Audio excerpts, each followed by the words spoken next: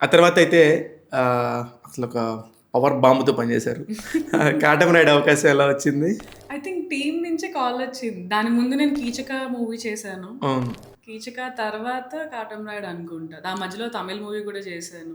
ఒక 2, 3 years gap తర్వాత 'Katamarayudu.'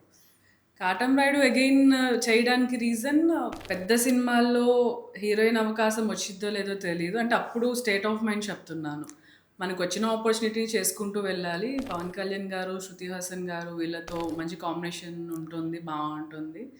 Story అది మనకి అంతేం చెప్పరు. But again it was a very great experience. Almost ఒక 35 డేస్ దాకా వి షాట్ 'కాటమరాయుడుకి.' శృతి హాసన్ గారితో కాంబినేషన్ ఉంటుంది. పవన్ కళ్యాణ్ గారితో ఎస్పెషల్లీ మాకు కాంబినేషన్ సీన్స్ ఉంది. నేను జస్ట్ నుంచొనున్నా. సార్ వస్తున్నారని తెలిసి అందరూ అట్లా అలర్ట్ అయిపోయి నుంచున్నా. నేను నిల్చొనున్నా. ఆయనకి నాతో మాట్లాడాల్సిన అవసరం లేదు.